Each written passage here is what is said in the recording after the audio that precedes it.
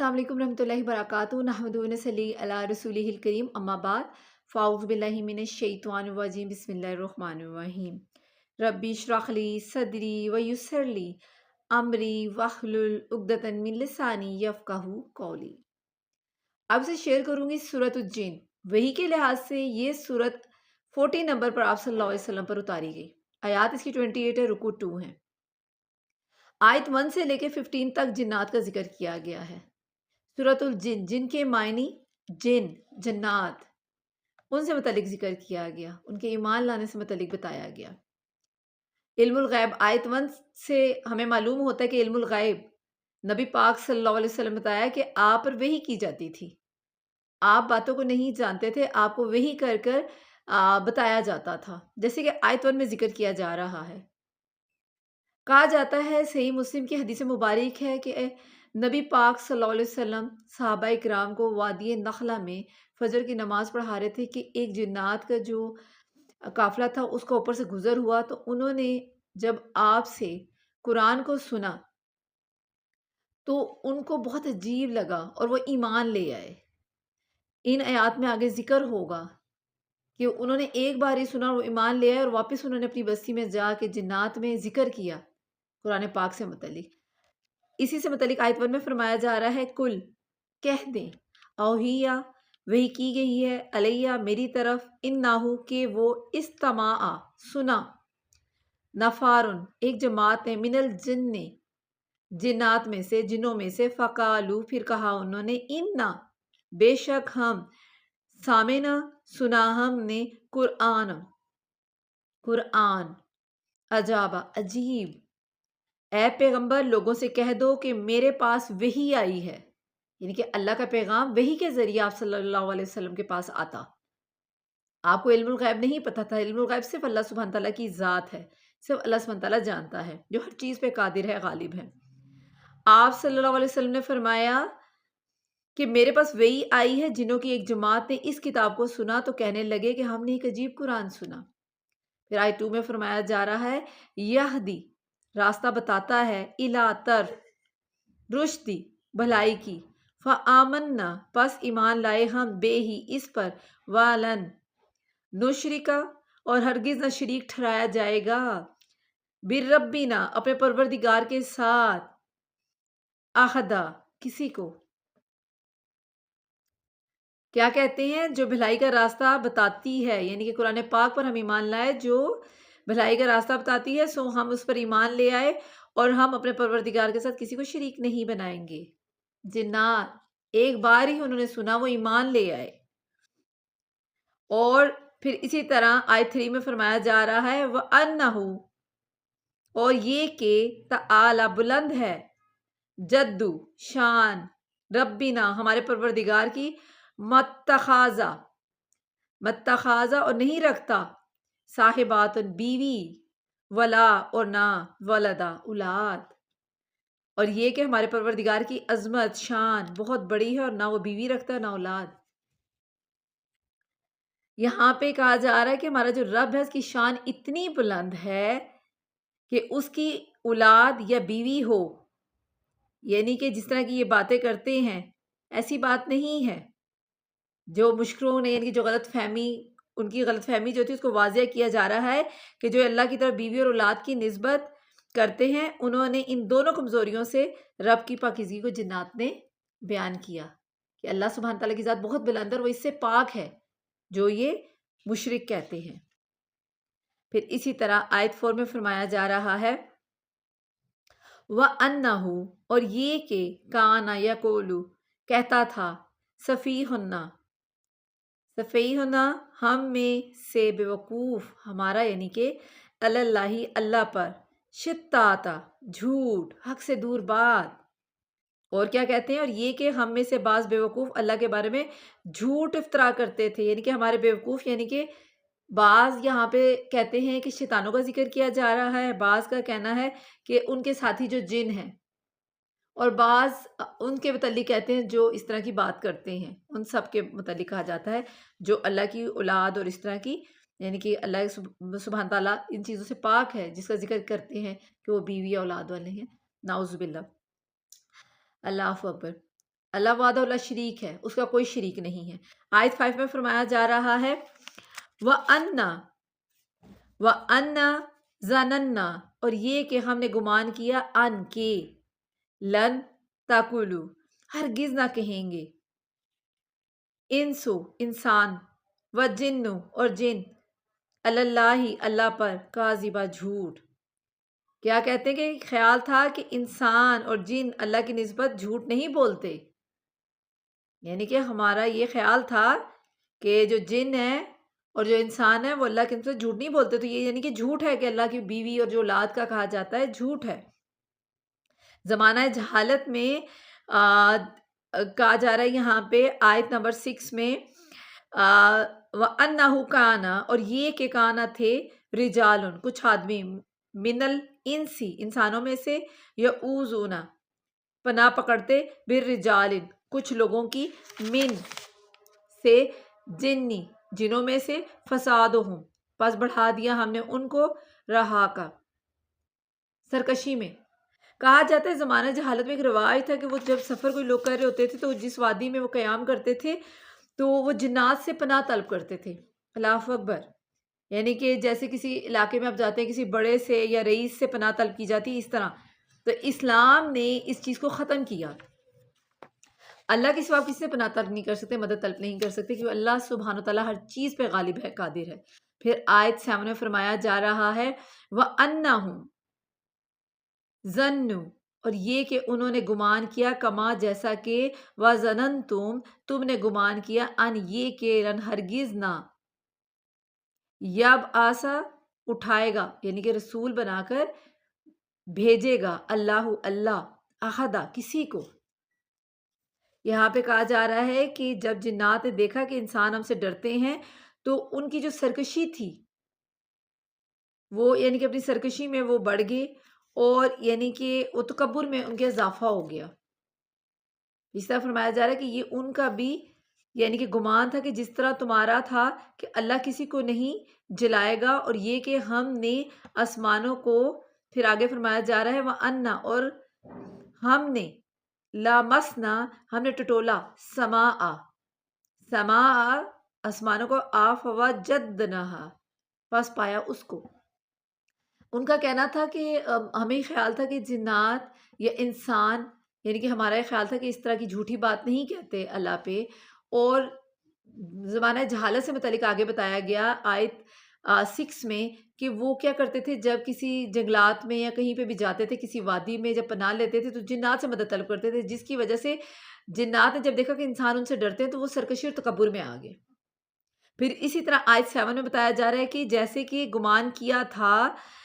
کہ اللہ کسی کو نہ جلائے گا، اور یہ کہ ہم نے، پھر آگے فرمایا جا رہا ہے کہ آسمانوں کو ٹٹولا، اس کو مضبوط، یعنی کہ آگے فرمایا جا رہا ہے ملیعت بھرا ہوا، حرسن چوکیداروں سے، شدید سخت، و شہابہ اور انگاروں سے۔ پہلے کہا جاتا ہے کہ نبی صلی اللہ علیہ وسلم پر نبوت کے آنے سے پہلے جو آپ کا دور تھا اس سے پہلے جنات کیا کرتے ہوتے تھے، آسمانوں پہ جاتے تھے، وہاں سے باتیں، یعنی کہ جب وحیاں آتی تھی جو اللہ کے پیغامات ہوتے تھے ان کو یعنی کہ آدھا سنا اور وہ نیچے کہانوں تک آ کے پہنچاتے تھے، اور کچھ اپنے سے باتیں بنا لیتے تھے جھوٹ، اور اس طرح ان کو کرتے تھے۔ پر جب آپ کا دور آیا تو ان کے اوپر یعنی کہ بند کر دیا گیا یہ، یعنی کہ آسمانوں پہ جانا اور بات سننا، اور اگر وہ جانے کی کوشش بھی کرتے تو ان کے اوپر انگارے آتے۔ تو اس سے متعلق بتایا جا رہا ہے کہ اور یہ کہ ہم نے آسمانوں کو ٹٹولا تو اس کو مضبوط چوکیدار اور انگاروں سے بھرا ہوا پایا۔ پھر آگے فرمایا جا رہا ہے وَأَنَّا، اور یہ کہ ہم تھے، کنّا ہم تھے، نقعد بیٹھا کرتے، منہا اس کی، مقاعدہ ٹھکانوں پر، للسمعی سننے کے لیے، فامن پس جو، یستامی سننا چاہتے تھے، انا اب، یاجد پاتا ہے، لاہو اپنے لیے، شہابن دھکتا انگارہ۔ وہ آسمانوں پر یعنی کہ جو فرشتے تھے وہ آسمانوں کے، ان کو بتایا جا رہا ہے، کہا جا رہا ہے کہ چوکیدار، سخت چوکیدار ہم نے پائے، اور جو انگاروں سے یعنی کہ بھرا ہوا ہے، اور ہم وہاں سے ان مقامات پہ جا کے خبریں لیتے تھے، جنات خبریں لیتے تھے اور ان وہاں بیٹھ جاتے تھے۔ اب کوئی سننا بھی چاہے تو انگارہ یعنی کہ اس کے پیچھے لگ جاتا ہے اور وہ سن نہیں پاتے۔ آیت 9 میں. پھر اس طرح آیت 10 میں فرمایا جا رہا ہے وَأَنَّا، اور یہ کہ ہم لا ندری نہیں جانتے اشرا آیا برائی کا، اوریدا ارادہ کیا گیا، بی من ان کے ساتھ جو فی الارضی زمین میں، ام یا ارادہ فرمایا ہے بیہم ان کے ساتھ، ربہم ان کے پروردگار نے، رشدہ بھلائی کا.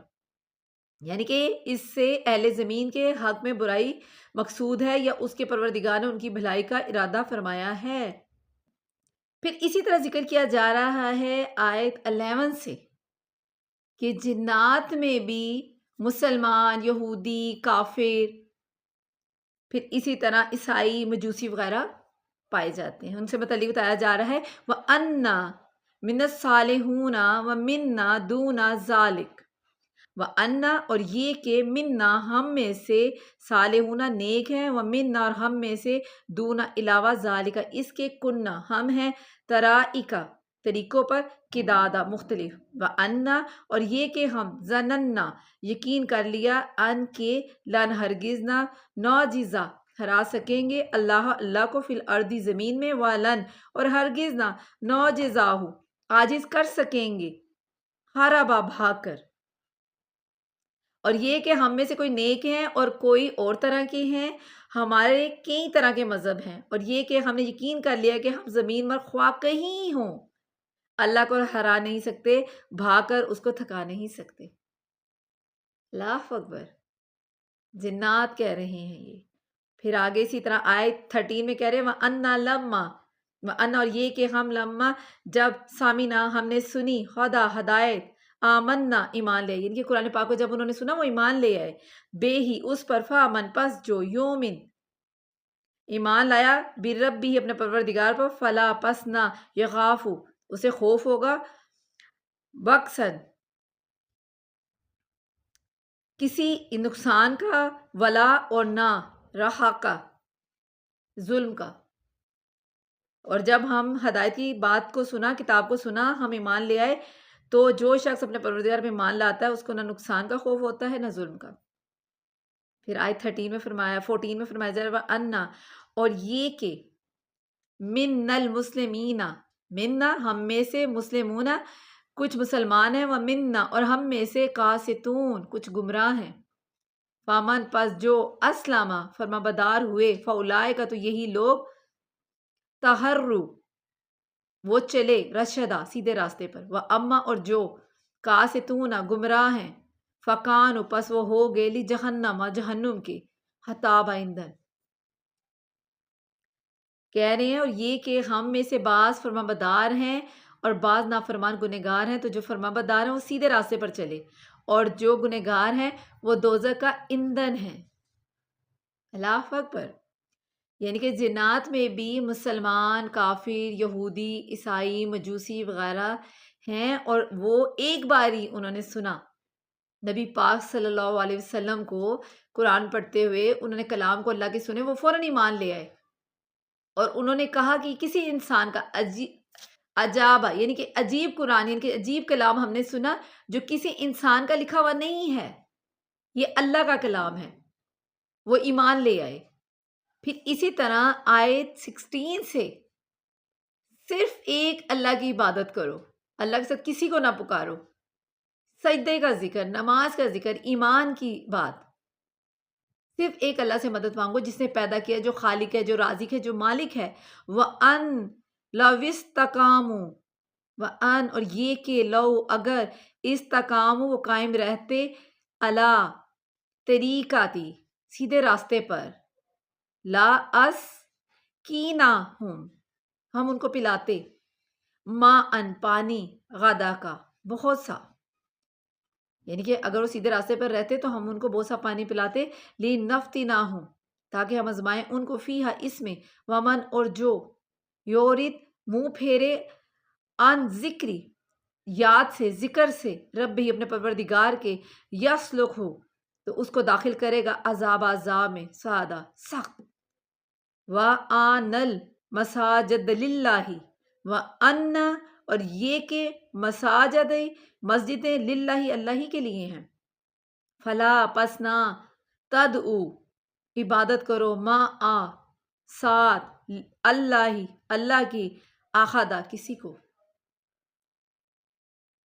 اور یہ کہ مسجد خاص اللہ کی ہیں تو اللہ کے ساتھ اور کسی کی عبادت نہ کرو، کسی کا ذکر نہ کرو، کسی کی تعریف نہ کرو۔ تمام تعریفیں اللہ سبحانہ و تعالیٰ کے لیے، تمام عبادات صرف اللہ سبحانہ و تعالیٰ کے لیے۔ پھر اسی طرح آیت 19 وَأَنَّهُ، اور یہ کہ لما جب کاما کھڑا ہوا عبداللہ بندہ اللہ کا، یدعوہ کہ وہ عبادت کرے اس کی، کادو قریب تھا، یکونون وہ ہو جائے علیہ اس پر، لبادہ اکٹھے، کل کہہ دے انما اس کے سوا نہیں، ادعو میں عبادت کرتا ہوں ربی اپنے رب کی، ولا اور نہیں،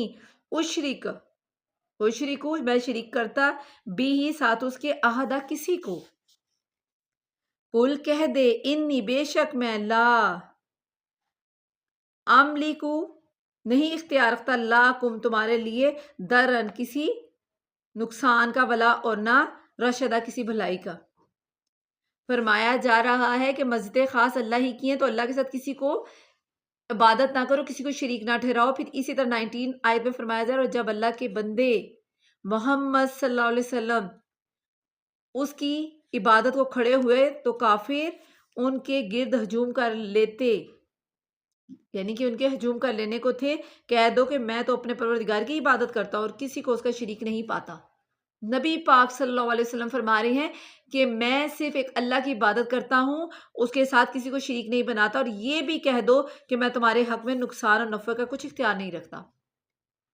نبی پاک صلی اللہ علیہ وسلم کو فرمایا جا رہا ہے کہ آپ ان کو کہہ دیں کہ میں تمہارے بارے میں کسی نقصان اور بھلے کا، یعنی کہ جو نفع ہے، کچھ اختیار نہیں رکھتا، اور یہ بھی کہہ دو، آگے کہا جا رہا ہے یہ بھی کہہ دو کل انی بے شک میں، لن یجی رانی ہرگز نہ بچائے گا مجھے، من اللہ سے احدا کوئی اور، ولن اور ہرگز نہ، آجدہ نہ میں پاؤں گا، من دون ہی اس کو چھوڑ کر، ملتحدہ کوئی جائے پناہ۔ یہاں پہ بتایا جا رہا ہے کہ جو سجدے میں، یعنی کہ وہ بھی ایک رکن ہے، نماز ہے، اور نماز پڑھنے کی جگہ جو ہے مسجد ہے، اس کا ذکر کیا گیا کہ اللہ کے ساتھ اب ان کی کسی کو شریک نہ کرے، مسجد جو ہے وہ اللہ کا گھر ہے، صرف اللہ کا ذکر، اللہ کی عبادت۔ پھر اس کے ساتھ ہی بتایا جا رہا ہے کہ وہ جو ہیں وہ جو کافر ہیں وہ جب آپ کھڑے ہوتے ہیں تو آپ کے گرد ہجوم کر لیتے، تو آپ ان کو کہہ دو کہ میں صرف ایک اللہ کی عبادت کرتا ہوں، اس کے ساتھ کسی کو شریک نہیں ٹھہراتا، اور ان کو یہ بھی بتا دو کہ میں تمہارے نفع نقصان کا کوئی اختیار نہیں رکھتا، اور کہہ دو کہ اللہ کا عذاب مجھے کوئی پناہ نہیں دے سکتا، اور میں اس کے سوا کسی، یعنی کوئی جائے پناہ نہیں دیکھتا۔ نبی پاک صلی اللہ علیہ وسلم فرما رہے ہیں، خدا را قرآن پاک کو پڑھیے، سمجھیے کہ نبی پاک صلی اللہ علیہ وسلم کافروں کو کہہ رہے ہیں کہ میں تمہارے بارے میں کوئی نفع نقصان کا اختیار نہیں رکھتا۔ پھر ساتھ ہی کہہ رہے ہیں کہ آپ کہہ دو کہ عذاب سے مجھے پناہ نہیں دے سکتی، اور میں اس کے سوا کوئی جائے پناہ، یعنی کہ کوئی بھی مجھے اس سے پناہ نہیں، صرف اللہ سبحانہ تعالیٰ کی ذات، یعنی کہ جو گمراہی، یعنی کہ ہدایت یا جو نقصان نفع ہے، اختیار نہیں رکھتا، میں تو صرف اللہ کا بندہ ہوں، اور مجھ پر یعنی کہ وحی اور رسالت کے لیے چنا گیا ہوں۔ پھر اسی طرح آیت 23 میں فرمایا جا رہا ہے اللہ مگر، بالغ پہنچانا، من اللہ کی طرف سے، و رسالتی ہی اور اس کے پیغام کا، ومن اور جو یعصی نافرمانی کرے گا، اللہ کی، و رسولہ اور اس کے رسول کی، فَإِنَّا تو بے شک لاہ اس کے لیے، نارن آگ ہے، جہنم کی، خالدین ہمیشہ رہیں گے، فیہا اس میں، آبدا ہمیشہ، حتیٰ یہاں تک کہ ازا جب راؤ وہ دیکھے گا، ماں اس جس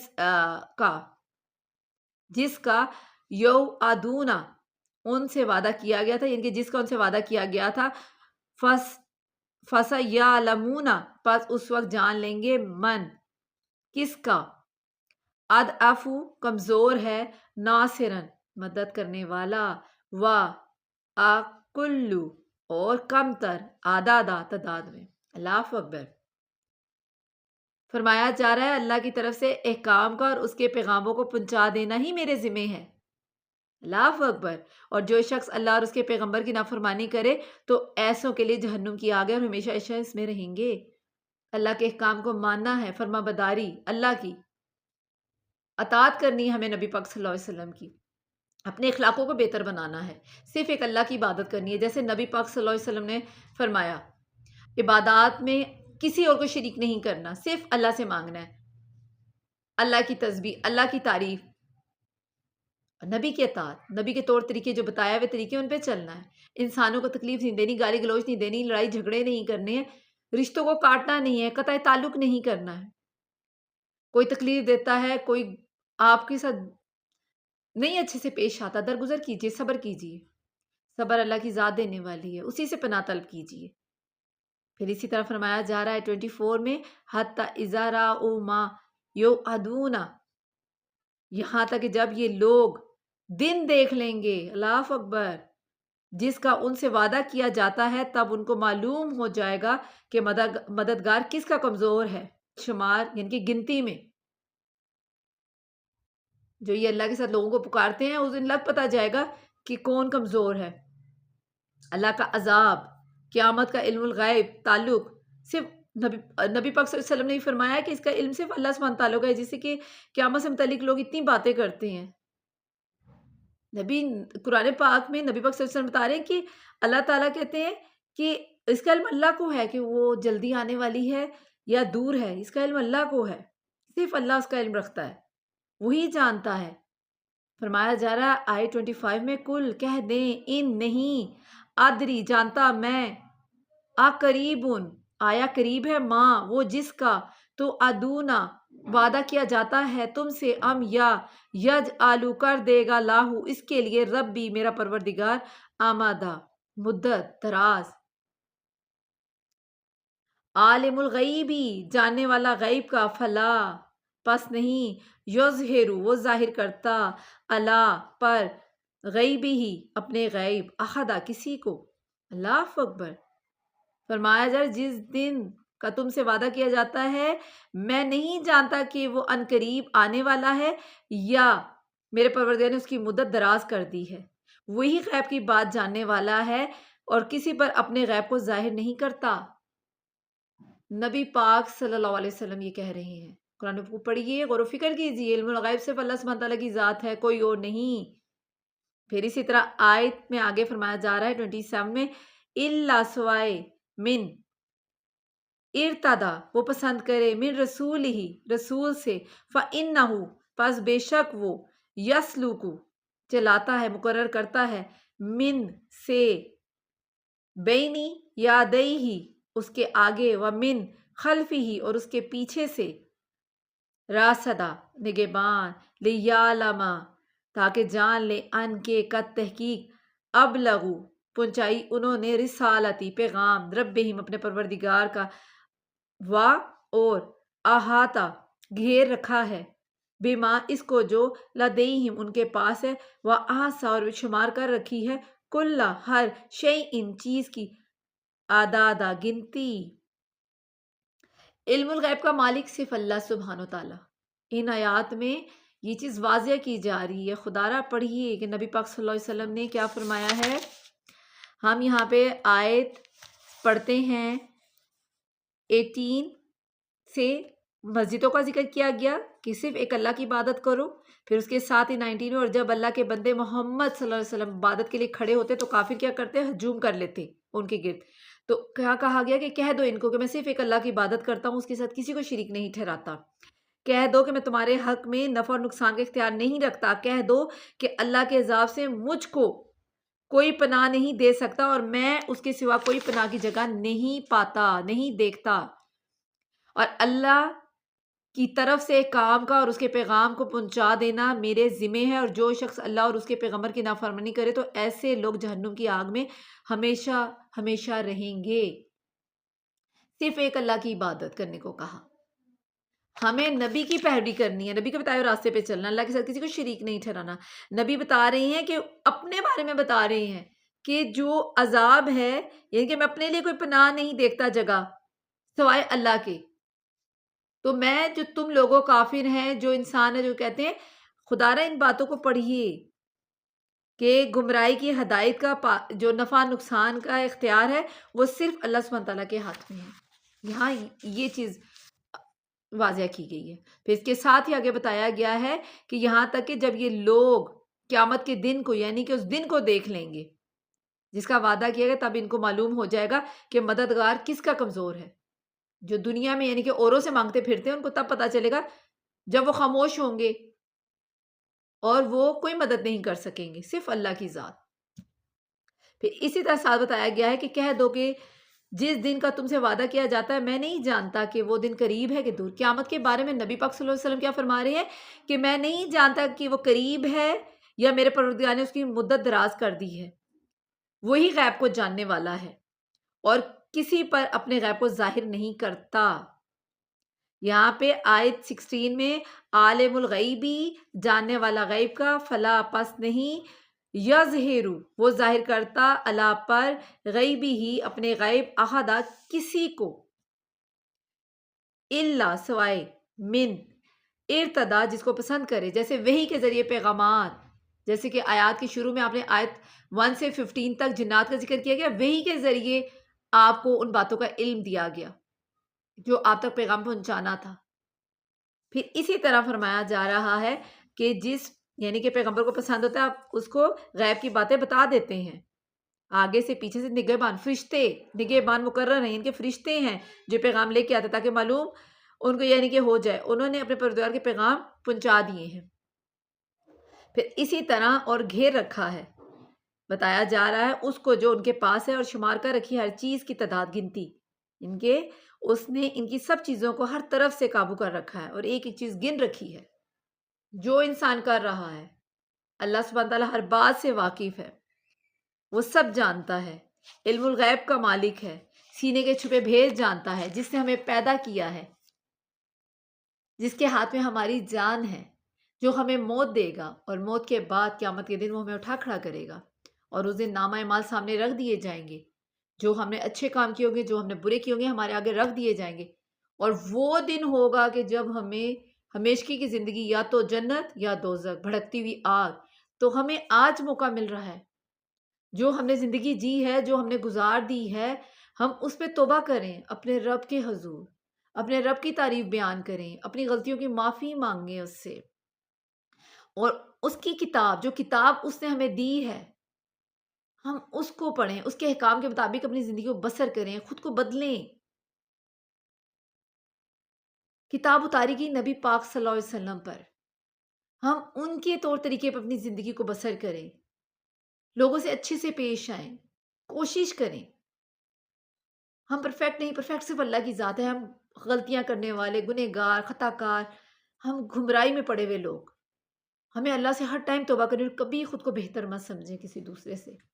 اپنی غلطیوں پہ نظر رکھیں اور اللہ سے توبہ کرتے رہیں، ہمیشہ اپنی کمیوں پہ نظر رکھیں،